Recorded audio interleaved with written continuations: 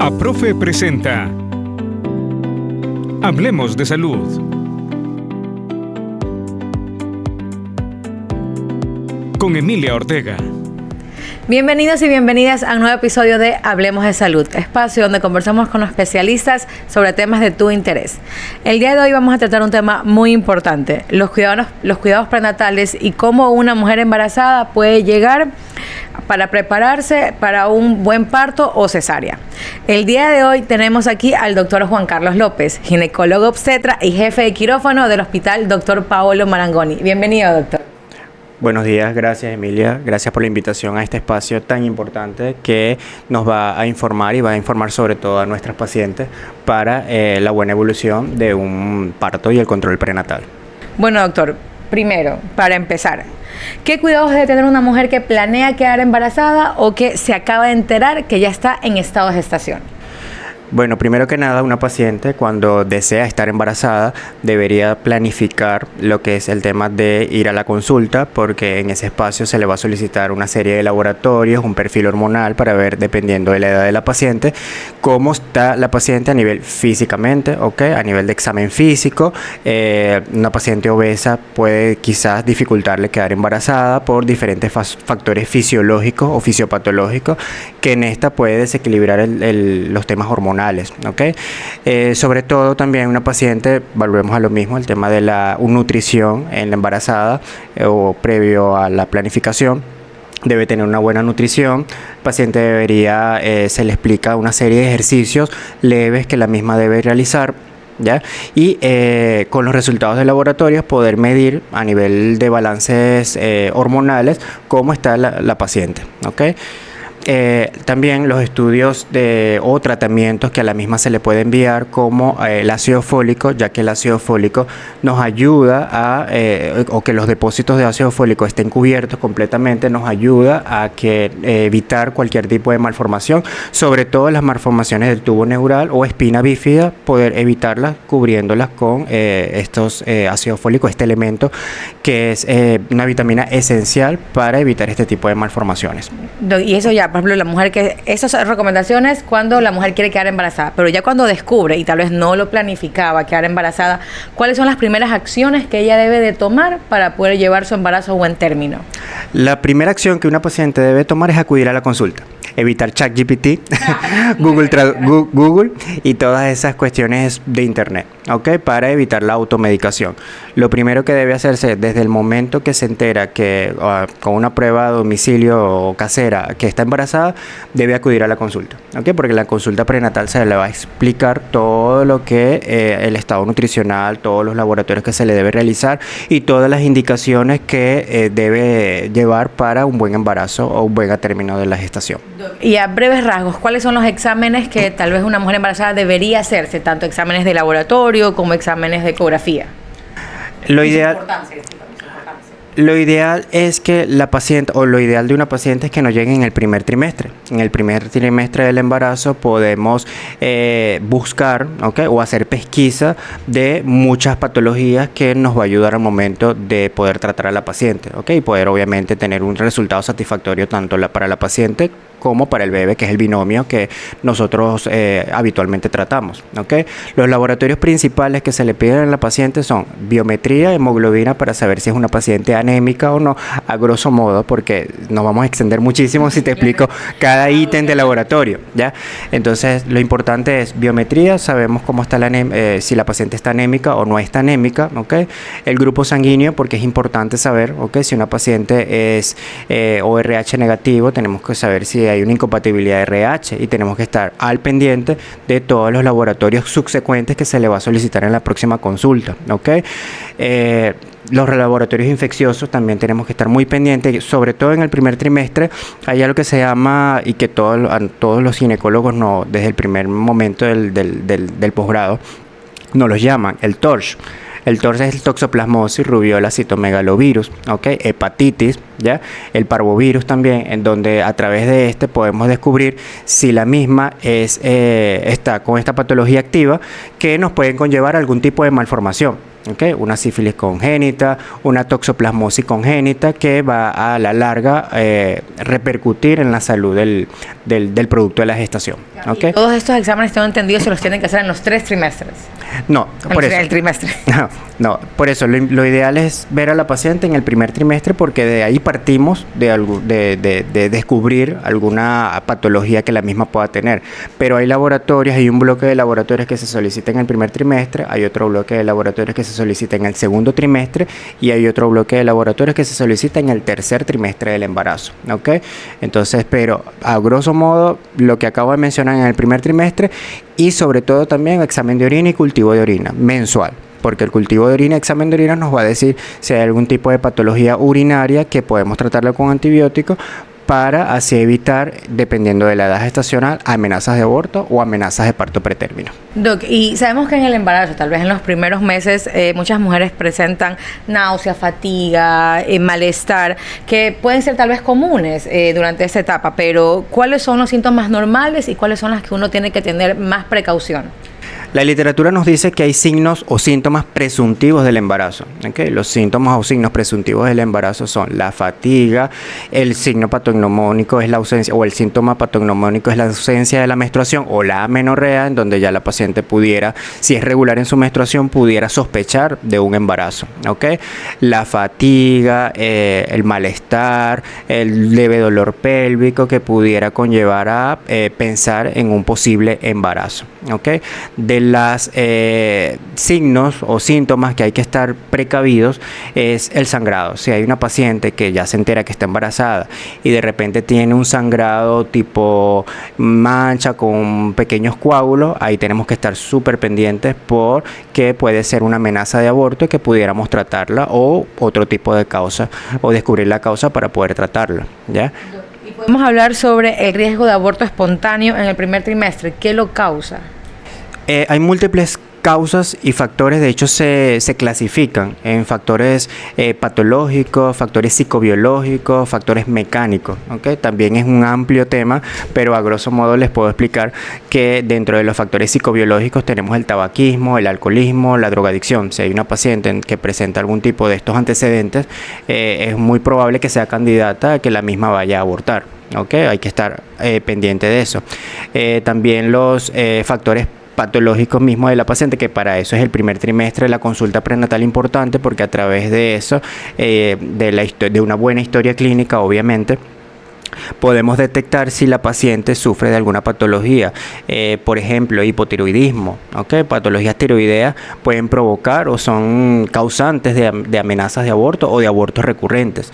Las patologías inmunológicas, como el síndrome antifosfolípido, ¿okay? Como el lupus, ¿ya? Diabetes mellitus tipo 1, son patologías autoinmunes que pueden hacer que la paciente aumente la probabilidad de amenazas de aborto o de abortos espontáneos sin causas al momento estudiadas.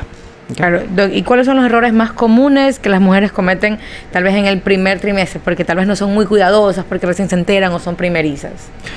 Bueno, los errores más comunes es que la paciente cree que puede llevar una vida, digamos, normal, habitual, de como ya la tenía, y puede hacerlo, pero siempre tiene que ser precavida, ¿okay? En cuanto a la alimentación, cree que puede comer lo mismo, ¿okay? Si hay una paciente que está acostumbrada a comer comida de la calle, por ejemplo, lo seguirá haciendo. Entonces, es porque se deja llevar por el antojo, por ejemplo.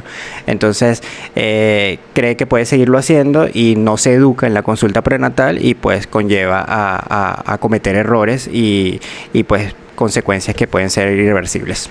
Y esos son tal vez los errores que usted más ha detectado en las consultas y tal vez qué le dicen las usuarias al momento de que, doctora, es que no puedo dejar esto, tal, ¿qué otras opciones tienen las mujeres para evitar esos inconvenientes? En mi consulta más que todo ha llegado el tema de la alimentación, que quieren o tienen deseo de comerlo, pero yo les digo, bueno, no, comida de la calle no puede comer, una hamburguesa no se puede comer, por ejemplo, ¿no? He tenido más que todo eso, la habitual en tema de la alimentación. En el segundo trimestre el cuerpo de la mujer cambia visiblemente. ¿Cuáles son los cuidados que ya debe tener en esta etapa? Así es, Emilia. Bueno, mira, generalmente la paciente en el segundo trimestre, por aumento de la circunferencia abdominal y sobredistensión del útero, se le va a marcar mucho la estría. No se asusten por eso, es totalmente normal. Se enmarca lo que es algo llamado la línea alba, que también es una línea oscurita en todo el medio de la región umbilical, es totalmente también normal. Siempre va a haber un dolor ya que se va a pronunciar a nivel de espalda, ¿ok? Por la presión del mismo sacro, de que obviamente ya el bebé ya está un poco más grande, tiene un poco más de peso y evidentemente va a provocar este tipo de dolores, ¿ok? Hay algo que se llama un oscurecimiento de lo que es puede ser la parte del cuello, puede ser la parte de la región axilar, puede ser la región inguinal, ¿ok? Que es algo que se llama acantosis nígrica, ¿ok? Porque hay una resistencia de la insulina normal fisiológica del embarazo, en donde la paciente puede alterarse en ese momento, porque a nivel estético visualizarse esa mancha, para que me entiendan, puede ser un poquito dificultoso para ella poder entenderlo, ¿ok? Pero son cambios totalmente normal, que por ejemplo para la estría lo que puede usar sería una crema. ¿Okay? Pero ya lo demás no lo puede evitar, más que tener los cuidados que en la consulta prenatal se le pueda indicar. Doc, ¿y cuáles son los signos de alarma que pueden indicar complicaciones como una preeclampsia o una diabetes gestacional? O sea, ¿a qué se deben?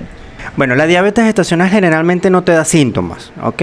El síntoma más común de una paciente que es diabética, gestacional en este caso, es algo que se llama la polidixia. La polidixia es mucha sed. ¿Ok?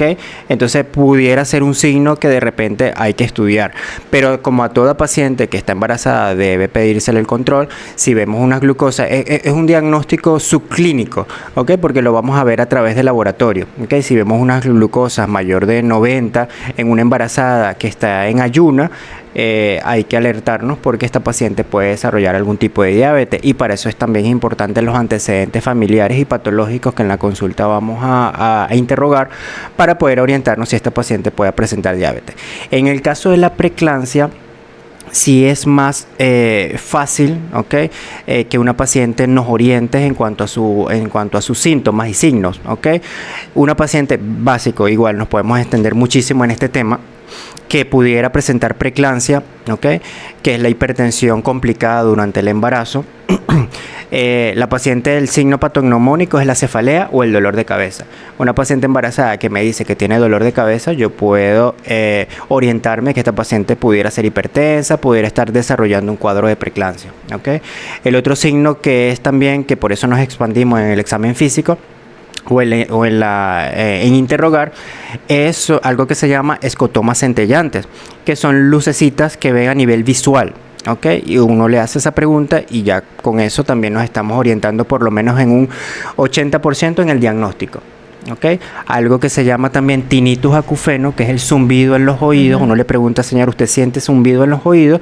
Eso también es un signo, también un 90% que esta paciente pueda estar desarrollando preeclampsia.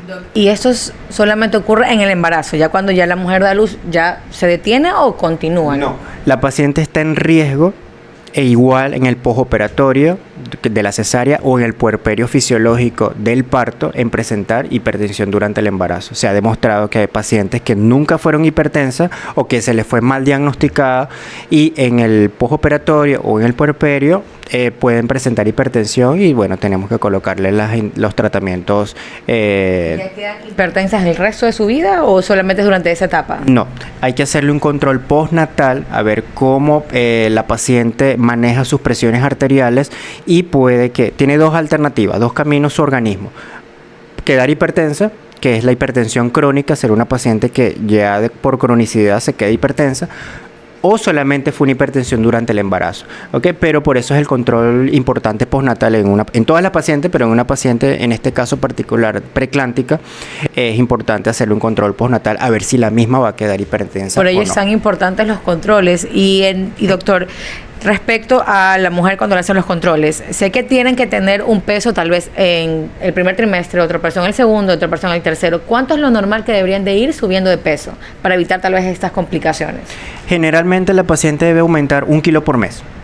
Okay, con 1 kilo por mes estamos bien. Ya cuando nos estamos pasando, de hecho hay unas tablas, unas curvas que en cada control prenatal se realiza de acuerdo a su índice de masa corporal para saber el estado nutricional de la paciente. Okay, igual divididos en sobrepeso, obesidad grado 1, obesidad grado 2, obesidad grado 3 u obesidad mórbida. Okay, ya en esas pacientes tenemos que tener bastante cuidado porque son propensas a desarrollar algún tipo de hipertensión o patología cardíaca durante el embarazo.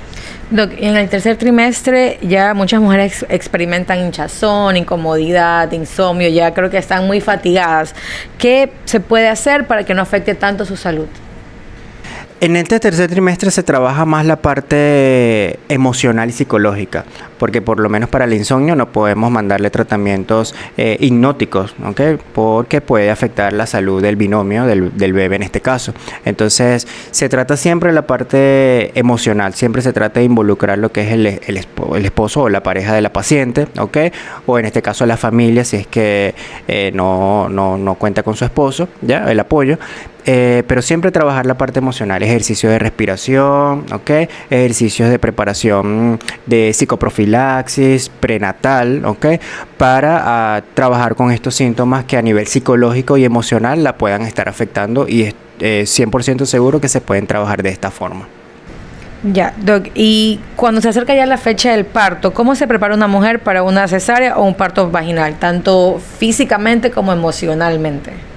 Bueno, lo que te hablaba, en el caso de la parte del parto, si la paciente está deseando parir a nivel vaginal, es importante la psicoprofilaxis. La psicoprofilaxis es una paciente que ya está a término, el embarazo ya está terminando, ¿ok? Se le recomienda realizar ejercicios, ¿ok? El ejercicio ayuda mucho a la parte estática fetal para que el mismo se pueda encajar a la pelvis, ¿ok? Al estrecho superior de la pelvis. Se le indica que puede subir, bajar escalera a su ritmo, que puede caminar, ¿ok? Hasta mismo que puede tener relaciones sexuales. Se ha demostrado que el semen tiene prostaglandina y la prostaglandina ayuda a madurar el cuello del útero, ¿ok? Y así con facilidad, de manera espontánea, pueda desarrollar un trabajo de parto. ¿Okay? En el caso de la cesárea, bueno, ya es una paciente que se está, en tal caso, es una cesárea electiva en donde se le solicitan laboratorios previos para el preoperatorio y se le explica a la paciente de manera programada en qué momento va a programarse para la cirugía, que evidentemente es cuando ya el embarazo ya esté a término y todas las condiciones ya estén dadas para que el bebé pueda nacer sin infecciones urinarias y todo lo que se le explica en el control prenatal. Doc, ¿y es posible prever tal vez complicaciones cuando ya la mujer vaya a dar a luz? Complicaciones como ruptura prematura de las membranas. La ruptura prematura de la membrana o RPM, también nosotros la llamamos con esas siglas, sí es prevenible en el caso de factores de riesgo que puedan ayudar a una ruptura prematura de membrana. Por ejemplo, las infecciones, lo que te hablaba, las infecciones urinarias son una de las causas principales de rupturas prematuras de membrana. Infecciones vaginales también. Entonces, si podemos tratarla, podemos disminuir la probabilidad de que las mismas membranas puedan romperse y obviamente evitar este tipo de complicaciones. Doc, y ya cuando ya llegó el bebé al mundo, ¿qué recomendaciones ya tiene que tener la mujer una vez dada a luz en el ámbito ginecológico? A nivel ginecológico, de igual manera, ella debe acudir a un control que se llama el control postnatal, ¿ok? Porque ahí debemos ver cómo ella ha evolucionado, ¿ok? Cómo están los loquios, que son secreciones sanguinolentas y después que se van volviendo serosas en el postoperatorio o en el puerperio, en tal caso que sea parto. Debemos verificar cómo están las mamas, a ver si no va a desarrollar algún tipo de mastitis o algo, a ver si tiene algún tipo de problema a nivel de la lactancia materna, ¿ok?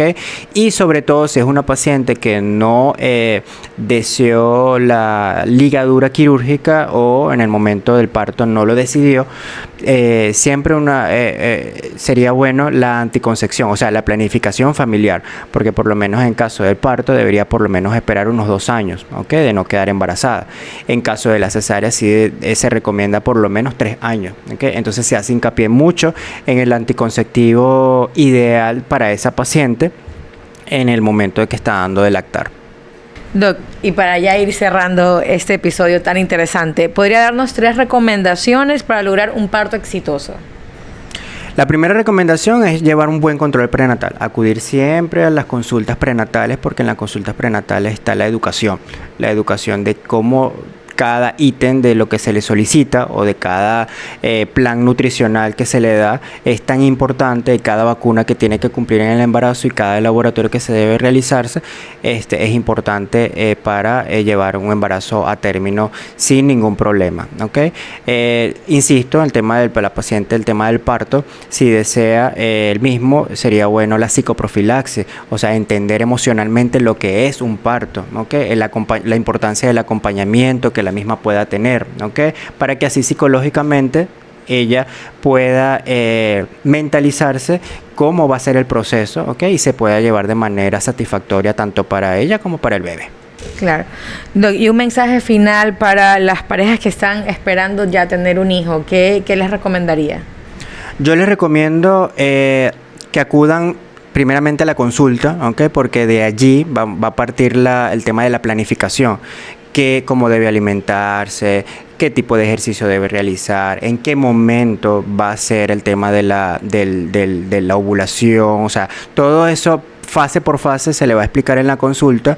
Si usted desea o si usted tiene su pareja para planificar a nivel de maternidad, que deberían acudir para la mejor explicación y el mejor consejo de llevar un embarazo lo más saludable posible. Muchísimas gracias, doctor, por toda esta información tan importante que nos ha dado el día de hoy. Gracias, Emilia, por este espacio que me has brindado para poder transmitirle, que para mí es muy importante transmitirle a mis pacientes, a todas las pacientes que acudan a la consulta, que puedan llevar un embarazo lo más tranquilamente posible y sobre todo aquí en APROFE. Gracias, doctor, por toda esta información muy completa y muy valiosa para todas las personas que están próximas a tener un bebé o que están planificando tener un bebé. Recordemos la importancia de los controles prenatales para poder llevar el parto o la cesárea a buen término. No se olviden de compartir este episodio con sus amigos, con su pareja, con familiares que están deseando tener un bebé, pero sobre todo darles a entender que esa información es muy valiosa para ellos. Nos vemos en un próximo episodio de Hablemos de Salud. APROFE presentó Hablemos de Salud con Emilia Ortega.